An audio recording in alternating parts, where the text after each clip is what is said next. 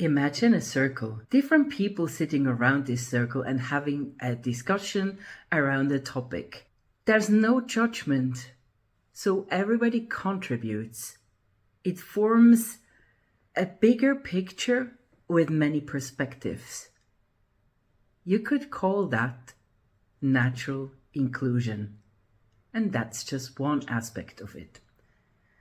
In this video, you see Professor Alan Rayner talking about natural inclusion, which is the principle that he discovered looking at evolution. He first got aware of it in a forest, seeing the mushrooms as fountains of the forest. And this principle, he says, can be seen from subatomic to astrological level. Alan Rayner often posts beautifully with pictures, and he was always saying that not enough people understand natural inclusion. So I invited him to be naturally included in Networking Coffee. I decided to facilitate this discussion so that everybody first contributed with their perspective, with their understanding of natural inclusion, and then Alan would come and synthesize his explanation, including everybody's input from before, to get to a better understanding. In this video, you just see Alan Rayner's part that I carefully cut into a video.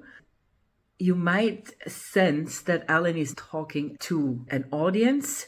If you are somebody who's interested in this way of viewing the world from different perspectives, if you're curious, you're always asking yourself questions, and you have a diverse background, then you might be interested in joining Networking Coffee.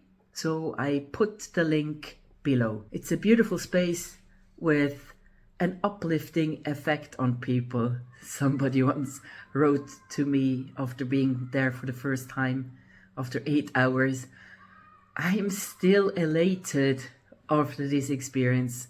Click the link if you want to join. If you're a polymath, sometimes it's hard to find a way to be understood. I am helping people gain clarity. You can book a half-an-hour conversation with me. Now, you're seeing Alan Rayner introducing natural inclusion to you. Enjoy.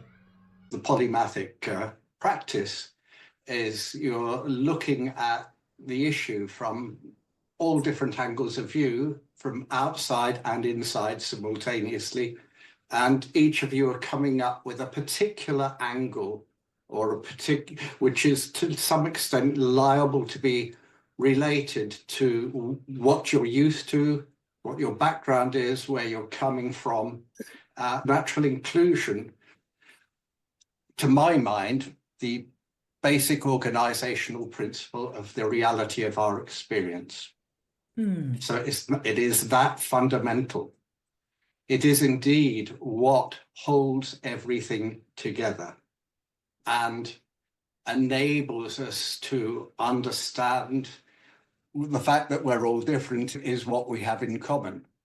Nearly everybody misses out one aspect or another of natural inclusion when they're speaking. And I think this is a human trait. We have these different kinds of perception that are available to us. Scientists are used to objective perception. Artists are used to subjective perception. Some of us like to focus on a particular angle of view, a particular issue, so we think analytically. Others of us think or tend to think intuitively. One of my favorite sort of comparisons is between swans and hawks, and to ask the question, how would you feel if you had eyes on the side of your head? Essentially, how would you experience your own reality and the reality in which you occur if you had eyes on the side of your head as distinct from eyes on the front of your faces? Because as primates, we have eyes on the front of our faces. We have very, very powerful frontal hemispheres of the brain. We have left and right hemispheres of the brain, but they are intercommunicated by the corpus callosum. So it is about, actually, natural inclusion is about bringing both our ability to focus together with our ability to circumspect. And it is actually combines the subject and the subjective and the objective in a way that enables us to have, to my mind, a truly comprehensive view of reality and our place within it. I don't see it as all about interconnectedness. It goes deeper than interconnectedness. It's most fundamentally about continuity, natural continuity. And if you substitute the word continuity for connectedness, you'll arrive at this more comprehensive view, and you'll understand that connect is an aspect or something that can happen. Essentially, connectedness for me means physical linkage. But in the sense of it is a way of understanding the relationships, between all. So essentially, it really is about relationships. And most particularly, it's about two aspects of relationship. And any of us who've been in love will know what this means. We have a receptive aspect, which we feel in our hearts. And we have a responsive aspect, which leads us to want to embrace. And it is that sort of combination of the receptive and the responsive that is so important. And we can find that responsive relationship at all scales of organization, from subatomic to galactic. So it really is that general, that comprehensive, that fundamental. I wrote a little piece this morning and posted it on LinkedIn. It's called Three-Aspect Reality. And you might notice I'm trying to go beyond dualism and beyond monism as philosophical points of view. And it's essentially about the natural inclusion of each aspect within the other. Void, energy, material, soul, spirit, flesh. Eternal, temporal, contemporary. Receptive, responsive, relational. Stillness, circulation, fluidity. Frictionless, informative, resistive.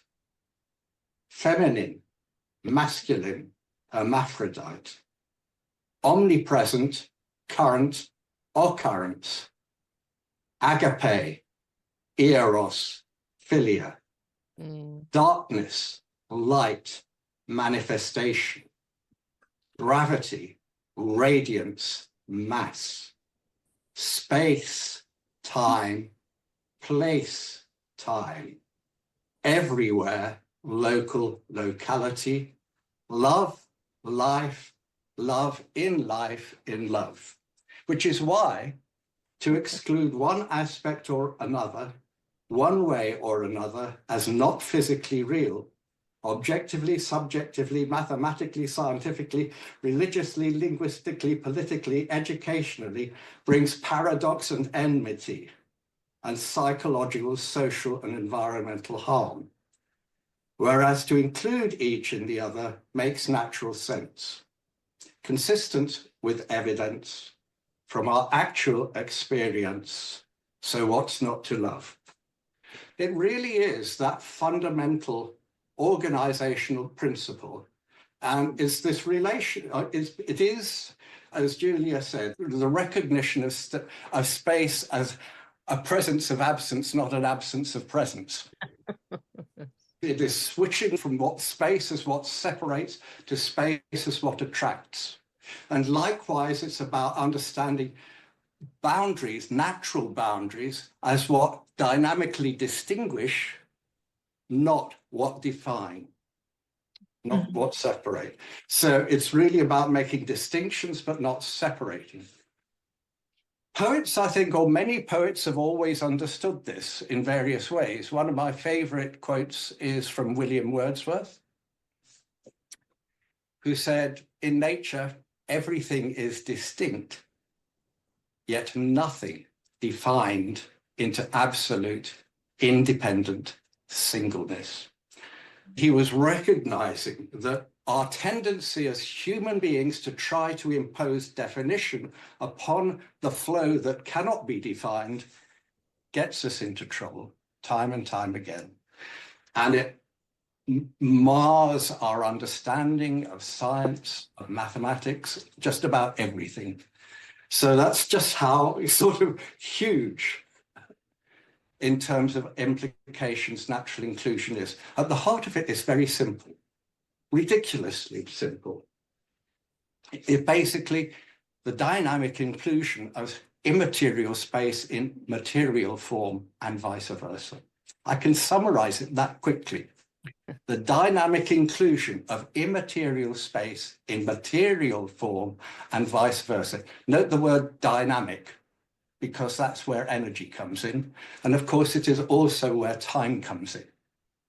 So if you try to eliminate any of these things, you're in dead trouble, and nearly everyone does. Even Einstein did. In splitting space-time from energy mass, he created a false dichotomy. Of course, that contrasts with another kind of false dichotomy, which quantum mechanics is based upon. So it is that far-reaching. But at the heart of it, for our human being, when we understand natural inclusion, we recognize those three most fundamental virtues. Honesty, that's authenticity, of course. Reasonability, making good sense. Kindness. Or in another famous phrasing, faith, hope, love. Yeah. So essentially, that's just how huge it is. It's very easy for us as human beings to get distracted from that. Including me, I have my own huge difficulties psychologically in lots of ways. But for me, this is what helps to resolve so much and enables us to love one another, and to essentially love our neighbors and neighborhood as we love ourselves, not instead of loving ourselves, but as we love ourselves. I hope I've brought all your different angles of view together, father, mother, and offspring, and essentially recognizing the femininity of the receptive and the responsiveness of the masculine. So actually the two together are co-creative. If you like, it's also the relationship between darkness and light. So much of our human angst comes from fear of darkness. Well, if you understand that darkness is actually a source of love, it's essentially what pulls all together and which light responds to. One of my pieces of writing was based on playing on the language of Genesis. Was I said, in the beginning was the void, and the void was good. She said, let there be light, and there was light, and the two made love. Dynamic inclusion of space and form, natural inclusion is a process. And it is an evolutionary process, and it is an evolutionary principle. So it is about how these two aspects of reality combine to create diversity. If the energy and the space together co-create material form in myriad forms. It is about that, and it gives us a way of understanding the origins of diversity, both biologically and cosmologically. Right at the heart of it is the notion there is, in effect, no stasis. Many of our ways of thinking are about trying to freeze frame reality. Mm-hmm. But you can't freeze frame reality. So it's almost as though much of our methodology, if you look at the wrong kind of calculus, for example, or using a series of freeze frames and then putting them all together to give it the illusion of movement. Is this, in a sense, it's that freeze framing of reality that catches us out, because reality is continuously changing. And that's one of the aspects of natural continuity. There's the spatial aspect, which is continuous, and there's the energetic aspect, which is continuous. And the two together combine to produce this amazing diversity of natural flow form. We're all flow forms. We're all expressions of flow. I feel natural inclusion, and I can't help but express it as a circulation of energy, yes, around a receptive center. Okay, and it's manifest in whirlpools, tornadoes, hurricanes. All of those things are manifestations of that receptive responsive relationship between the spatial, which is zero pressure, and energetic, which is pressure. And essentially, it is like understanding weather systems. It really is. It's no coincidence that no one can predict the weather. Because essentially the nature of weather is ultimately, indefinable as such. If you can try to freeze frame it and predict it in the short term, you can't predict it in the long term, which is one of the origins of chaos theory. But chaos theory is also a bit wrong because it's got the wrong maths. Evolution is cumulative learning. Yeah. And it's learning as we go. That's exactly right. Resonance is a very interesting idea because you're looking at consonance and dissonance. If you happen to be on the same wavelength, then you have consonance. It relates to music as well, very strongly. I'm just doing a painting at the moment which relates the idea of music to this receptive responsive relationship between space and energy. And it creates music. Doesn't create randomness. I had this idea of the polymath circle as the natural community choir. I sort of, you're polyphonic, bringing together diversity of voices, but that diversity of voices produce this flow, which is a combination of consonance and dissonance. It's not a cacophony. This is where the aesthetic comes in. Natural inclusion is both about ethics and it's also about aesthetics and the sense, and I can't help doing this all the time. It's me feeling it and I'm feeling it there. I always feel it here. It's not a cognitive thing. It's a heartfelt thing. But the cognitive can make sense of the heartfelt. That's really quite important. But yes, the natural community choir. And I don't like to talk about unity either. I like to talk about community. And politically, I would call myself a communitarian. And I have a view of democracy which no politicians currently do, which is why we're in such a dreadful political mess, because when we try to impose a binary, then we just create opposition and conflict. We don't produce a true democracy, which is for all, through all. Okay, each contributing at their different angles without this enmity occurring, which always arises as soon as you've missed out one of the three aspects. Mm-hmm. I think treating dark and light as in opposition to one another, well, it's actually at the root of all sorts of false dichotomy and things that are wrong in the world currently in terms of racism and all sorts of things. This is one of my favorite poems about natural inclusion. What may not be obvious, everybody is a cavity at heart. Every figure reconfigures both in science and in art. Every face is interfacing from no bottom to no top. Every faith is interfaith that cannot tell us where to stop. Every lining opens inwards as it brings its inside out. Every curtain closes outwards to conceal its inner doubt. Every story ends in opening from some future into past. Every glory is the story of finding first in last. Every aching is the making of another role for play. Every taking is the slaking of another's thirst to stay. Every tiding's no confiding. Without the trust to tell, every siding is no hiding from the fear of utter hell. Every flowing is the ebbing of another's world within. Every glowing is the lighting of the darkness in the spin. Every heartbeat is the murmur in the core of inner space. Every drumbeat is the echo of the dance within each place. Every silence is the gathering of the storm that is to come when love comes to life. Oh. It is the aesthetic and this sense, as I say, of feeling it in the heart. If you actually try to draw a circle with a compass on a piece of paper, you've got a compass point, you've got a circulating pencil. Can you not? I always used to find that even as I was doing that, I would feel it here. And it's a demonstration of what I call the whole point without a W.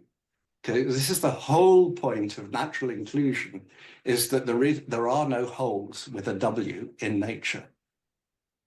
There is no such thing as definitive completeness. And that's because we have space as a receptive presence everywhere, infinite. And we have natural boundaries as energetic, dynamically informative, which relates to your importance of information, but understanding information as fundamentally energetic. It's a process in formation. Okay, so it is that when I'm doing that, I am informing a vortex. So that's the aesthetic. And this is what I feel when I do my paintings. All of my paintings are about this aesthetic and recognizing it and feeling it.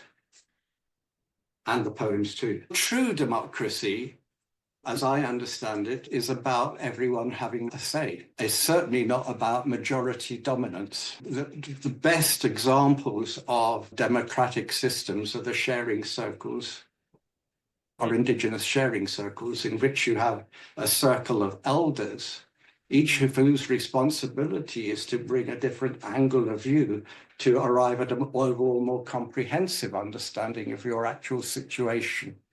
An aspect of reality has gone missing. And that's what happens a great deal in current science, is that current science, especially based on objective methodology, which excludes the intangible aspect of reality, the immeasurable. So you'll end up with very peculiar ideas if you exclude the intangible, the immeasurable, the non-quantifiable. The only quantifiable presence is material.